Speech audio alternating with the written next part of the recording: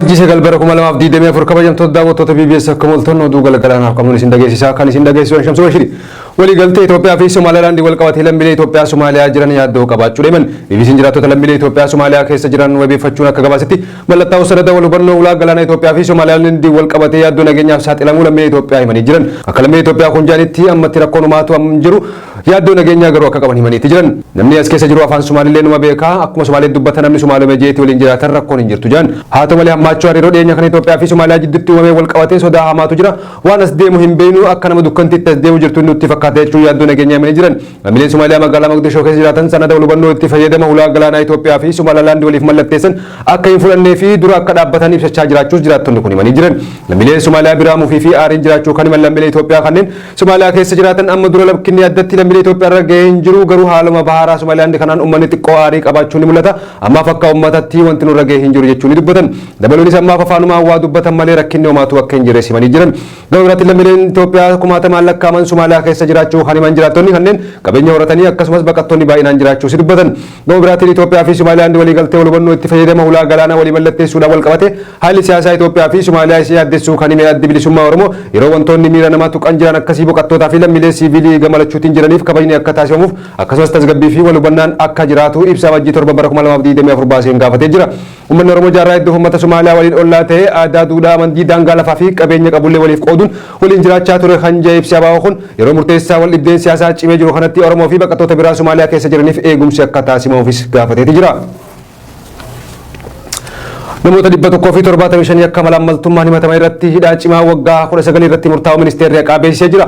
Walakkaa bara baay'ataa kana keessatti galmeewwan 489 mana murtiitti falmii irratti taasifamaa turan keessa himatamtoonni 175 galmee 100 himataman galmeewwan irratti himatamaniin balleessaa ta'uu isaanii mirkanaa'e murtii adabbii hidhaa hanga waggaa 19 irratti murtaa'u ministeerri haqaa Itoophiyaa beeksisee jira.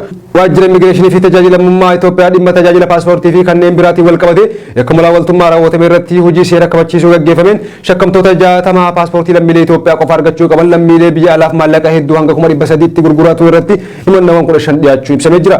Qabeenya himatamtoonni yakka kanaan horatan irratti qorannoo bal'aan gaggeeffamaa akka jiruu fi qorannoo yakka hafeer erga xumuramee booda murtiin akka kennamu ministeerichi ibseeti jira. Kana malees himatamtoonni 48 mirga osoo hin qabaatiin beenyaa lafaa birrii miliyoona 89 fi 960 walitti tilmaaman fudhatanii fi akkasumas kanneen dhimma lafaa raawwachiifna jechuun birrii miliyoona 8 wal fudhatan irratti himannaan dhiyaatee murtiin adabbii irratti murtaa'uun ibsamee jira. Malaamaltummaa fi hanna baankota irratti raawwatamu wal qabatee hojjettoota baankii fi namoota dhuunfaa biraa irra birrii miliyoona 48 ol baankota adda addaa irraa fudhatan irratti galmeen himannaa adda addaa 14 dhiyaatee jira. Kana malees Finfinneetti hojii gaggeessaa kutaa magaalaa Lammii Kuraa dabalatee himatamtoonni 16 kutaa magaalaa Lammii Kuraa keessatti kaafamtoota misoomaaf fakkeessuun beenyaa birrii miliyoona 65 fudhatanii fi kanneen irratti himannaan malaamaltummaa dhiyaatee falmiin erga irratti godhamee booda hidhaa cimaa waggaa haga 19 irratti murtaa'uun beekameeti jira. Abbaan taayitaa miidiyaalee Itoophiyaa televezyiinii Abbaayif akeekkachiisa dhumaa kan nuun dhagame. Abbaan taayitaa miidiyaalee Itoophiyaa televezyiinii Abbaay sagantaa aadaa fi duudhaa gaarii hawaasa yaadota hin qabne tamsaasee jira jechuun akeekkachiisa dhumaa kennuu beeksisee jira. Abbaan taayitichaa xalayaa akeekkachiisa dhumaa dhaabbatichaaf barreesseen televezyiiniin Abbaay muddee 28 bara 2016 akka lakkoofsa Itoophiyaa sagantaa waashee hundee jedhuun naamusaa mirgaa fi kabaja shamarranii akkasumas aadaa fi duudhaa hawaasaa hin qabne tamsaasuu ibsee sagantaan tamsaafame kunis wixinee labsii abbaa taayitaa miidiyaalee Itoophiyaa 1238 muraa bara 2013 keeyyata 68 muraa 2 dambii wan abaa caadaa jala jiran kan cabse ta'uu akeekkachiisee jira. Haaluma kanaan buufanni televezyiinichaa irra deddeebiin qophiilee duudhaalee nageenya hawaasaa diigan wayita tamsaasu abbaan taayitichaa rakkinicha furuuf qaamolee dhimmi ilaallatu waliin marii bal'aa taasisuus dhaabbatichi gocha isarraaf qusachuu sirrachuu akka hin dandeenye eeree jira. Buufatichi seera wal fakkaataa kan cabsu itti gaafatamummaa hin qabne naamusaa fi nageenya dhala namaa baalaarra buusuu tamsaasurraa akka of qusatuuf akeekkachiisi dhumaa akka itti kenname beeksisee jira. Manni marii bakka bu'oota uummataa Somaaliyaalaand jiddi seentummaa Somaaliyaa kufaa taasisee jira. Manni marii bakka bu'oota uummataa Somaaliyaalaand marii guyyaa kaleessaa taa'een Somaaliyaalaand mirga waliigalteewwan idil addunyaa raawwachuuf kan isii gargaaruu fi jiddu galtummaa Somaaliyaa kufaa taasisuun murtee dabarseen oolee jira. Somaaliyaalaand kiyya kan jettu Soomaaliyaan gaafiin isheen kaasaa jirtu wal qabatee Somaaliyaalaand gaaffii kana kufaa taasisteeti jirti. Kanaanis birmadummaan Rippaabilika Somaaliyaalaand kan mirkanaa'ee fi bilisummaa ishii kan cimsuudha jedhameeti jira. Pireezidaantiin Somaaliyaa Hassan Sheekh Mahamuud seera waliigaltee Itoophiyaa fi Somaaliyaalaand kufaa kan taasisu mallatteessanii raggaasisuun isaanii ni yaadatama. Haa ta'u malee biyyi Somaaliyaalaand seera Soomaaliyaan baaftee raggaasiftee hojii ala godhuun birmadummaa ishii mirkaneeffattee jirti.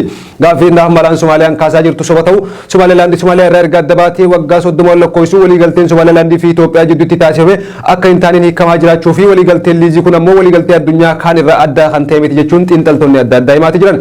Odeeffannoo gabiraatiin pirezidaantiin Somaaliyaa Hassan Sheekh Mahmud Eertiraa asmaratti imaluun pirezidaantii Eertiraa Isaayyaas Afwerqi wajjin hariiroo biyyoota lamaan irratti mari'atanii turuun isaanii ni yaadatama. Gabiraatiin hoogganaan waraana Somaalilaandii fi hoogganaan waraana Itoophiyaa Fiildi Maarshaal Biraanuu Juulaa waliin guyyaa kaleessaa marii waloo gaggeessaniiti jiran.